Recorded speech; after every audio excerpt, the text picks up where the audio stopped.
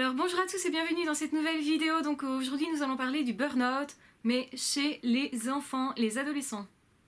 Alors effectivement, quand on parle de burn-out, on pense directement adulte et professionnel, automatiquement. Pourquoi? Parce que on est plutôt dans l'ère du temps du burn-out, disons-le clairement. Nous allons vers une société qui court toujours et de plus en plus vite, qui nous demande d'en faire énormément, surtout dans le monde du travail, de l'entreprise. Et en réalité, on oublie très souvent que les enfants aussi peuvent avoir ce qu'on appelle un burn-out, d'être donc dépassés et complètement épuisés aussi par une situation qui est anxiogène et dans laquelle le stress ne se libère pas. Alors effectivement, quand on voit ça, on se demande effectivement si c'est réel ou pas. Alors on identifie toujours très bien qu'il y a cet enfant qui effectivement est plutôt en dépression, quoique quand c'est un enfant c'est encore différent comme type de dépression. Un enfant qui ne parle pas, qui se renferme, qui se bagarre constamment, c'est un enfant qui est en mal-être et souvent on se dit non, puisqu'il se bagarre, il est dans quelque chose d'actif, c'est forcément pas une dépression, c'est forcément pas un burn-out non plus, alors que on s'égare parfois parce que quand il y a un mal-être à l'école, il y a parfois justement beaucoup, en tout cas, sont liés à une forme de harcèlement scolaire, à une forme aussi de surestimation de ce que les parents demandent éventuellement, ou aussi ce que l'enfant se fixe comme norme sociale à atteindre et point scolaire à atteindre. Alors c'est aussi parfois le fait des maîtres d'école qui seraient très exigeants, donc tout ça va impacter en fait la vie de l'enfant, et aussi le fait d'avoir des frères et sœurs qui le soutiennent ou pas va impacter le fait que effectivement l'enfant ou l'adolescent puisse arriver à un burn-out. Alors comment ça se passe pour l'enfant? Et bien généralement l'enfant lui il a beaucoup moins de possibilités de se défendre parce qu'il est dans une situation dans laquelle on le met. À l'inverse de l'adulte qui lui pourrait dire « Oh, j'en ai plus rien à foutre de rien, je quitte l'entreprise, je mets tout en vrac et je décide de m'en aller ». Évidemment, l'adulte a cette possibilité, même si financièrement ça va pas être facile, même si financièrement il y a beaucoup de questions, qu'il y a les peurs de l'avenir et que c'est pas non plus quelque chose d'évident à faire, il a quand même cette possibilité, même s'il ne la prend pas bien souvent, il l'a quand même. Un enfant c'est bien différent, parce qu'un enfant il est évidemment pas l'acteur principal quelque part, dans le sens où ce sont les parents qui décident dans quelle école il va aller, parce que souvent c'est à proximité de la maison, ou parce que cette école-là ils en pensent du bien tout simplement, ou pour X raisons ils ont choisi cette école-là et ils n'ont pas envie d'en changer, et donc ils vont obliger l'enfant à continuer dans cette routine qui est néfaste pour lui.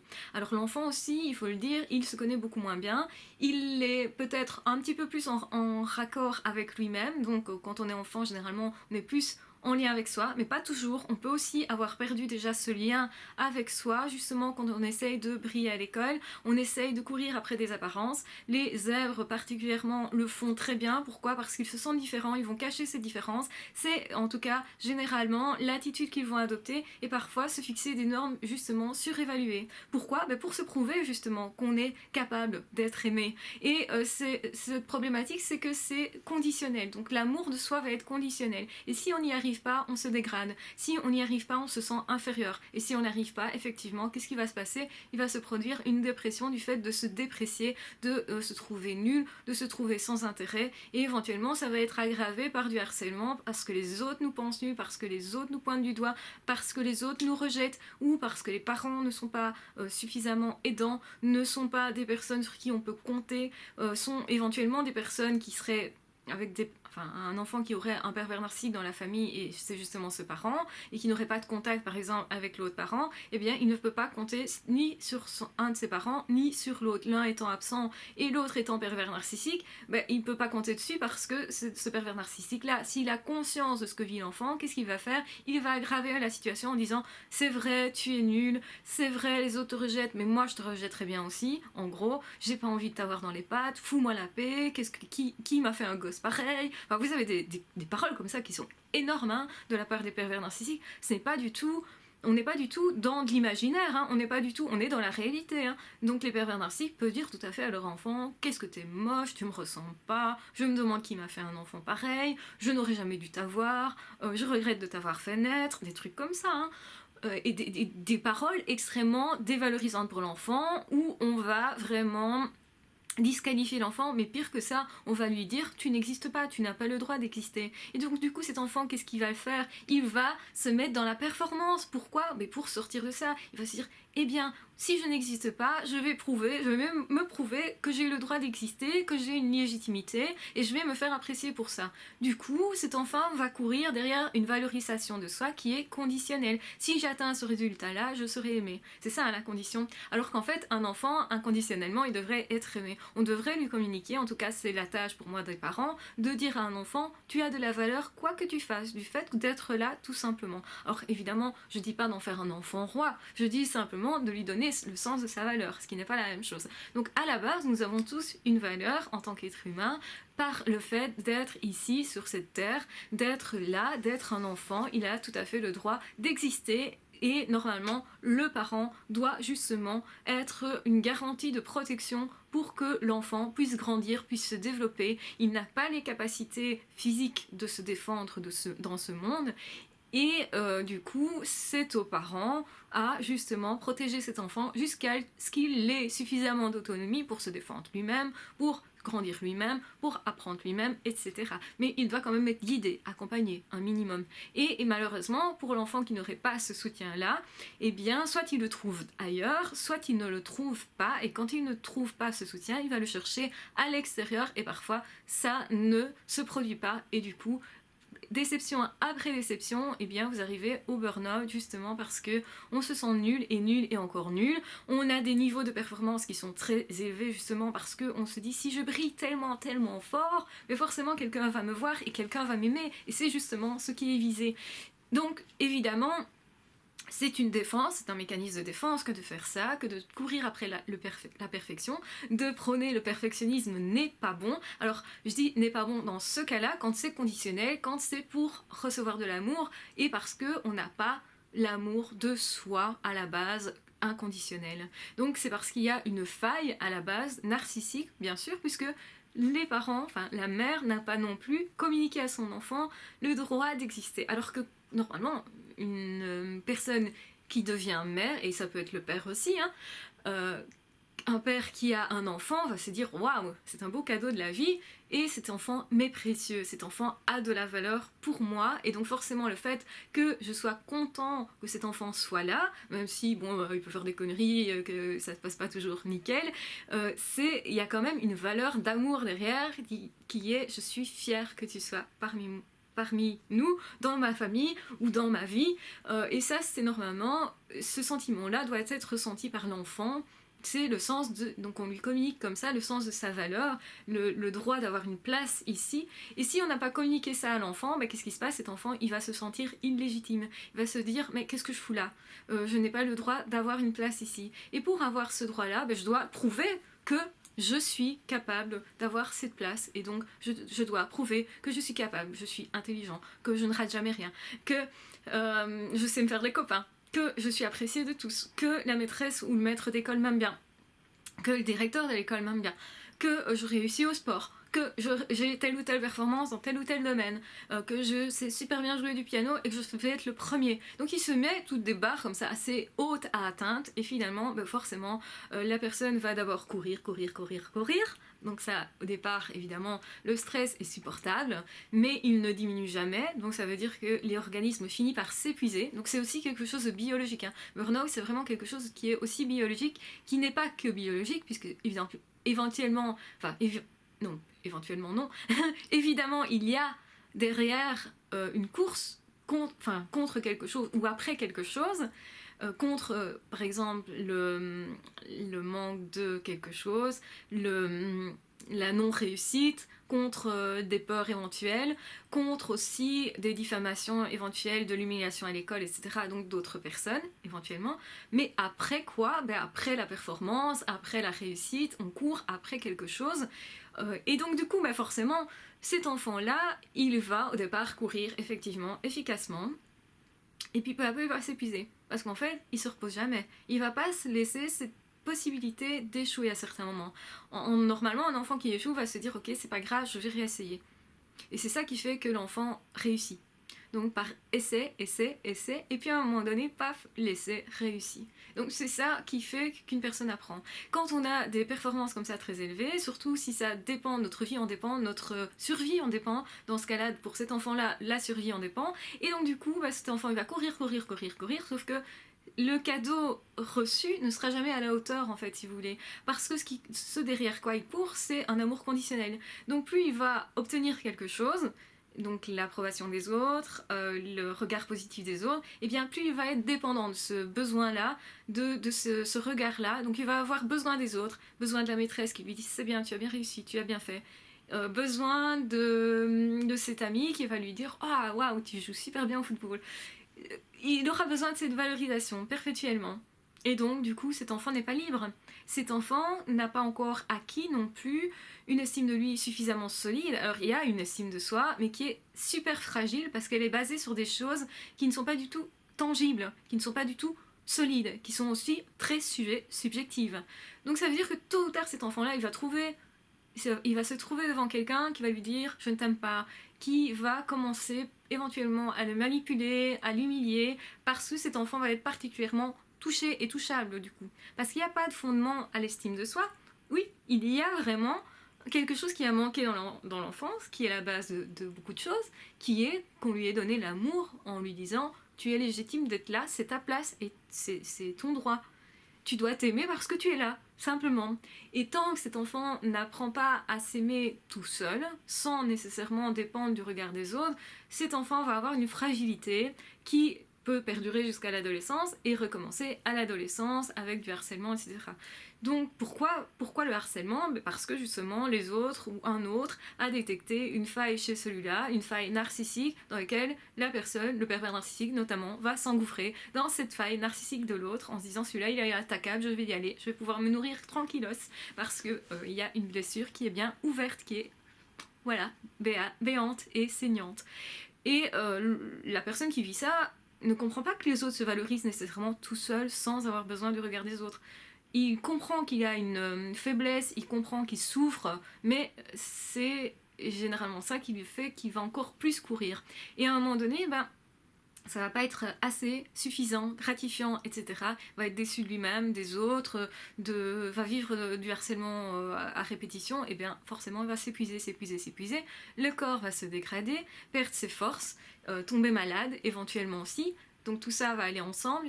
Donc l'enfant est épuisé nerveusement, il n'arrive plus à dormir, n'arrive plus à récupérer, il n'y a plus de relâchement au niveau du stress, il n'y a plus de moments où on se détend, où on n'est plus dans la performance, et donc l'enfant arrive au burn-out. Donc c'est exactement le même mécanisme qu'un adulte qui se met à courir derrière l'approbation de son employeur et qui voudrait être aimé pour le regard de cet employeur-là sur lui, pour justement avoir un regard positif sur lui. Il y a des adultes qui fonctionnent encore comme ça, mais donc tant que la personne n'a pas compris que ce qu'il faut qu'elle fasse, c'est se valoriser. Alors on peut faire ça avec un thérapeute, parce qu'un thérapeute souvent remplace d'une certaine façon l'amour qui est inconditionnel et qui n'a peut-être pas été donné justement de la part des parents. Donc un thérapeute parfois se place comme un bon père de famille ou une bonne mère de famille, on dira. Et du coup, effectivement, cette valorisation tant attendue est simplement que le thérapeute explique à son patient, maintenant tu prends le temps de t'aimer toi-même, de ne plus être dans la performance, de choisir de te faire plaisir, de choisir aussi les relations en fonction de ce qu'elles t'apportent, donc non pas de courir derrière quelqu'un parce que cette personne est justement le médecin super qui a tout réussi. Si tu es valorisé par cette personne, tu crois que tu vas être aimé, eh bien non, arrête de courir après ça, mais plutôt essaye de te valoriser toi-même, et alors tu n'auras plus besoin de la valorisation des autres. On va choisir d'être en relation avec les autres d'une toute autre façon, c'est-à-dire en prenant du plaisir dans la relation, en s'apportant mutuellement, en étant beaucoup plus paisible aussi. Et ça, évidemment, le stress va tomber à ce moment-là. Le stress il y a des personnes qui sont anxieuses juste pour ça, parce qu'ils cherchent la performance, parce qu'ils cherchent à s'aimer à travers le regard de quelqu'un ou dans la créativité par rapport à quelque chose. Si je réussis cette chose-là, j'y arrive à monter cette entreprise là, et que je prouve à tout le monde que je réussis, je vaux quelque chose. Sinon, je sais pas m'aimer moi-même. Donc ça, il y a un problème à ce niveau-là. Ça veut pas dire que les gens qui s'aiment eux-mêmes ne vont pas commencer à créer des entreprises, n'ont pas envie de réussir et des choses comme ça, hein. Bien sûr que si. Mais la personne qui sait qu'elle a une valeur au fond d'elle-même, que c'est son essence profonde comme ça, n'a plus besoin de valorisation des autres, va se dire ok, si je fais des erreurs, ce n'est qu'une erreur sur laquelle je peux apprendre, donc on ne se dévalorise plus de l'erreur qu'on fait, on se dit ok, je ferai autrement la prochaine fois. Je répare éventuellement ce qui peut être réparé si jamais j'ai fait quelque chose qui n'était pas bon, mais je ne me flagelle plus pendant des années-lumière parce que justement j'ai raté ceci ou cela. Je ne passe plus mon temps avec ma petite voix intérieure à me critiquer en permanence, à me dire t'es nul, t'y arriveras pas, t'es trop moche, ça ne va pas, tu n'as pas de bons amis, regarde, c'est un désastre, personne ne t'aime, etc., etc. Au contraire, vous allez vous valoriser, vous dire allez, fais le meilleur de toi, essaye, et puis si ça marche, ça sera cool et tout. Et généralement, vous allez créer effectivement une entreprise, mais non plus dans le but de performer, mais dans le but d'apporter quelque chose de ce que vous êtes aux autres et de l'échanger avec ce que les autres sont. Voyez, donc c'est un autre mécanisme et c'est aussi comme ça que certains créent des couples, hein. C'est je crée un couple pour que cette personne magnifique physiquement me valorise ou pour que cette personne qui a réussi financièrement me valorise. Donc là c'est une mauvaise façon de s'aimer soi-même, c'est préparateur à un certain niveau, mais il faut d'abord commencer par avoir de l'amour pour soi pour pouvoir l'apporter à l'autre, parce qu'on va alors aller vers l'autre d'une toute autre façon, et même si cette personne est magnifique, etc., déjà on va pas se sentir menacé éventuellement si cette personne veut nous quitter, parce que du coup on n'a plus besoin nécessairement de cette valorisation, on n'a pas envie nécessairement de cette rupture, mais on se dit qu'on sait se valoriser autrement, et on va juste être plus à l'écoute, et on va dire mais tu veux me quitter? Attends, qu'est-ce qui ne te convient pas dans la relation? Je vais voir avec toi si je peux changer ça. Donc on n'est pas sur la défensive, on est plutôt dans un mode de coopération. Et à ce moment-là, les amitiés sont beaucoup plus simples, l'amour aussi, et le rapport à soi surtout. Et je pense que ça, c'est quand même une très bonne chose, parce qu'on est en permanence avec soi-même. Si on ne s'estime pas soi-même, si on ne se traite pas comme son meilleur ami, et qu'on arrive toujours à avoir cette petite voix qui nous dit tu ne sais pas faire, non, tu ne sais pas faire, n'essaye pas, c'est pas la peine. Vous allez faire quoi?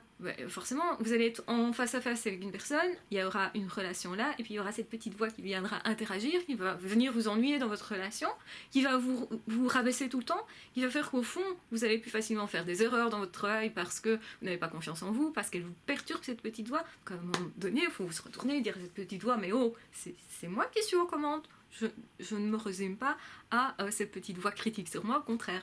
Je vais lui dire tu me traites autrement, hein, maintenant c'est tout, tu me respectes, moi je te respecte alors. Et là, vous avez un rapport d'ami à ami avec vous-même. Et à ce moment-là, votre vie va changer. Votre vie va changer parce que quand vous allez essayer quelque chose, vous allez vous encourager, vous allez éventuellement toujours avoir des peurs, mais des peurs qui sont plutôt en accord avec la réalité, en accord avec votre situation réelle et qui sont légitimes en fait. Et quand vous aurez dépassé ces peurs, vous allez pouvoir vous valoriser, vous dire ah c'est bien, je suis fière de toi, t'as vu, t'as dépassé cette peur-là, c'est un pas de plus, c'est cool. Et quand vous allez vous planter, vous n'allez pas vous dévaloriser, vous allez vous dire ok, ben ça arrive, écoute, on va réessayer la prochaine fois, peut-être qu'il t'a manqué ça ou ça ou ça, ou peut-être que comme t'avais pas assez d'assurance, ou peut-être simplement à ce moment-là t'as été paralysé par ta peur, mais je t'en veux pas parce que c'est pas évident d'avoir peur effectivement, c'était pas quelque chose d'évident et de facile. Donc du coup vous allez vivre différemment et avec vous-même être tellement plus cool que vous allez aussi avec les autres l'être tellement plus. Vous allez beaucoup moins vous vexer par rapport à quelqu'un qui va vous critiquer, vous allez beaucoup plus facilement trier les personnes qui sont néfastes pour vous et qui sont là que pour vous critiquer et essayer de vous faire du tort, vous allez les repérer beaucoup plus vite et vous allez être beaucoup moins en accord avec eux. Parce qu'une personne qui vous critique, si vous avez votre petite voix qui critique et qui dit la même chose, ça va vous paraître normal et naturel. Vous allez vous laisser faire. Si votre petite voix, au contraire, dit mais qu'est-ce qu'il a celui-là, petit con, machin, pourquoi est-ce qu'il vient m'emmerder, enfin bon, là, hop, vous allez directement dire à la personne oh, toi, dehors, je ne te veux pas. Et voilà, ça simplifie quand même beaucoup les choses.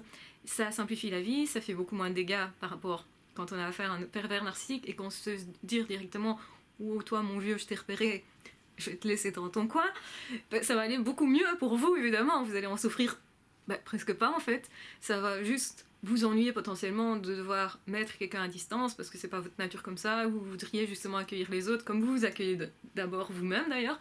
Et tout ça va faire en sorte que vous serez aussi beaucoup plus dans l'aide aux autres. Vous allez vous dire, ah, cette personne souffre, et bien je sais ce que c'est. Je sais que ce que c'est justement d'avoir une petite voix qui est pas toujours sympa avec soi. Je vais lui dire, mais tu sais, moi, j'ai travaillé là-dessus et au final, cette petite voix, elle est devenue mon amie. Donc fais pareil et tu vas voir, ça allait beaucoup mieux.